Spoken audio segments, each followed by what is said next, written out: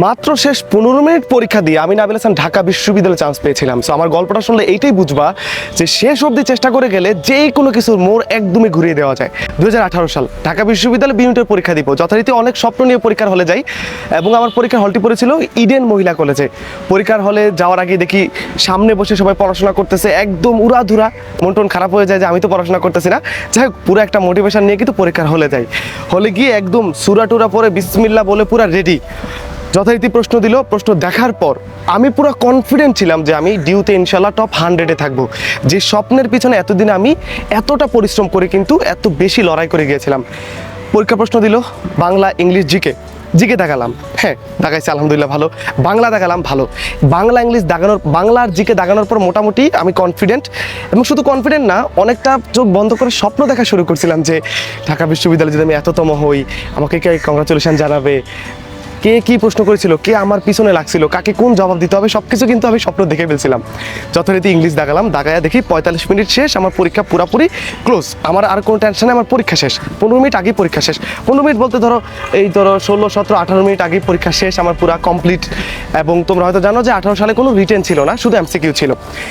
তো যাই হোক, দাগানোর পর 45 মিনিট যাওয়ার পর একটা কথা চিন্তা করলাম যে আমি তো পরীক্ষা দিলাম, এখন আমি দেখি যে প্রশ্নগুলো আমি দাগাইনি সেগুলোর মধ্যে যদি আমি কোনো প্রশ্ন দাগাতে পারি, একটা দুটো যদি দাগাতে পারি, একটা দুইটাও যদি বেশি দাগাই, তাহলে কিন্তু আমার সিরিয়াল আলো ভালো হবে, কিংবা আমার যদি কোনো কারণে মাইনাস খাই, এই 1 নাম্বার বেশি পাওয়ার কারণে সে ঘাটতি পূরণ হবে।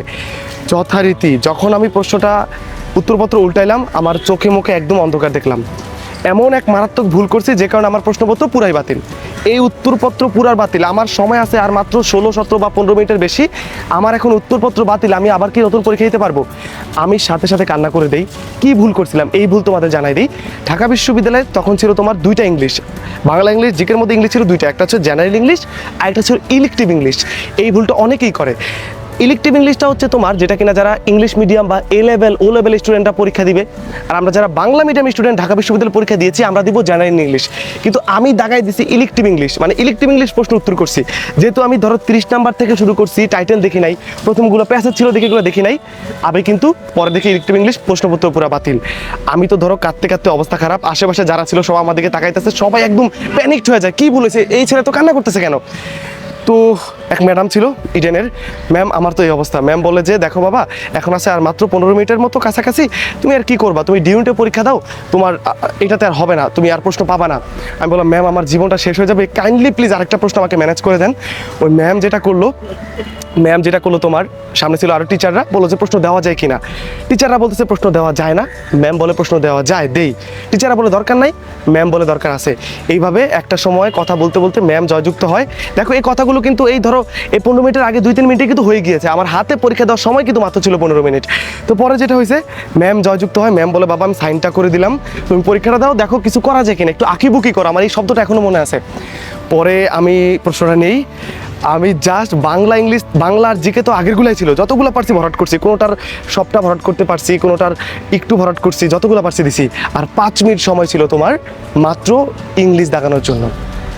সেই ইংলিশে ঢাকা বিশ্ববিদ্যালয়ে 5 মিনিটে আমি কিন্তু 19.20 পেয়েছিলাম। কেন পেয়েছিলাম? কারণ আমি ভোকাবুলারিতে স্ট্রং ছিলাম। ভোকাবুলারি কিন্তু এমন একটা জায়গা যেখান থেকে তোমার ঢাবিতে আমার সময় 12টা প্রশ্ন এসেছিল।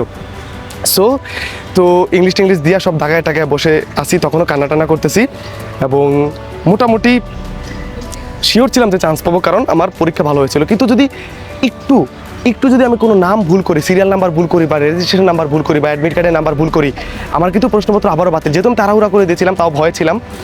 তো যথারীতি 3 দিন পর রেজাল্ট দেয় ঢাকা বিশ্ববিদ্যালয়ের, এবং আমার সিরিয়াল চলে আসে। যাই হোক আলহামদুলিল্লাহ, মানে এমন একটা হ্যাকটিক জার্নির মধ্য দিয়েও কিন্তু আমি আমার সিটটা কনফার্ম করতে পেরেছি। এবং আলহামদুলিল্লাহ ঢাকা বিশ্ববিদ্যালয়ে আমি 2টা পরীক্ষা দিয়েছিলাম, বি আর ইউনিট, 2টাতে চান্স পেয়েছিলাম, আমি আর কোথাও পরীক্ষা দিইনি। সো আমার এই গল্পটা থেকে একটা জিনিসের শেখার, যে শেষ অবধি চেষ্টা করে গেলে, শেষ 15 মিনিট 10 মিনিটে চেষ্টা করে গেলে যে কোনো কিছুর মোড় ঘুরিয়ে দেওয়া যায়, এটা আমার জীবনের সবচেয়ে বড় লার্নিং এটা, যে আমি পেরেছি। এখন আমি মনে করি যে আমি সামনে যত বড় রিস্ক নেই, এটা আমার মোটিভেশন, যে আমার লাইফে আমি ঘুরে দিয়েছিলাম 15 মিনিটে।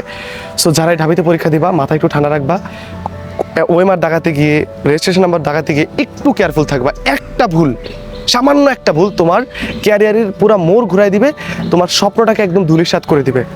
আলহামদুলিল্লাহ চান্স পেয়েছি, 15 মিনিটে চান্স পেয়েছি, আলহামদুলিল্লাহ।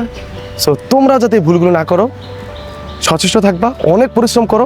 যদি পরিশ্রমী হয়ে থাকো, যদি সৃষ্টিকর্তা বিশ্বাস হয়ে থাকো, তোমার পিতামাতার দোয়া তোমার সাথে থাকে, তুমি তোমার স্বপ্ন পূরণ করতে পারবে ইনশাল্লাহ। দেখতে দেখতে কেটে গিয়েছে 4 থেকে 5টি বছর, আলহামদুলিল্লাহ। এখন আমি নিজে ঢাকা বিশ্ববিদ্যালয়ের অ্যাডমিশনের জন্য পড়াচ্ছি, জাহাঙ্গীরনগরের জন্য পড়াচ্ছি, রাজশাহী বিশ্ববিদ্যালয়ের জন্য, চট্টগ্রাম বিশ্ববিদ্যালয়ের এবং মেডিকেলের অ্যাডমিশনের সাধারণ জ্ঞানের জন্য পড়াচ্ছি। শত শত শিক্ষার্থী বিভিন্ন পাবলিক বিশ্ববিদ্যালয়ে পড়াশোনা করছে এবং এই 23 সালে যারা এসএসসি পরীক্ষা দিয়েছে, 24 অ্যাডমিশন ব্যাচ, ঢাকা বিশ্ববিদ্যালয়ের 35তম, 74তম এবং 100 থেকে 1000 সিরিয়ালের মধ্যে আমার অসংখ্য শিক্ষার্থী রয়েছে। কারা রয়েছে, আমি সাধারণ জ্ঞান কেমন ক্লাস নেই দেখার জন্য স্ক্রিনে দেখানো যে আমার নাম্বারটি রয়েছে, হোয়াটসঅ্যাপে নক দাও। এবং যারা সাধারণ জ্ঞানের প্রিপারেশনটা এখন থেকে নিতে চাও, অ্যাডভান্স নিতে চাও এবং বিশ্ববিদ্যালয়ের জন্য এগিয়ে থাকতে চাও, এই একই নাম্বারে হোয়াটসঅ্যাপে নক দাও, আমার সাধারণ জ্ঞানের ব্যাচে যুক্ত হয়ে যাও। আলহামদুলিল্লাহ, এইচএসসি পরীক্ষার 24 সালে 24 পরীক্ষার্থীদের এখনও 3 মাস সময় রয়েছে। আমার ব্যাচে 400 জনের মতো স্টুডেন্ট অ্যাড হয়ে গিয়েছে। ডিসকাউন্ট চলছে, অ্যাড হয়ে যেও, স্বপ্ন পূরণ করো।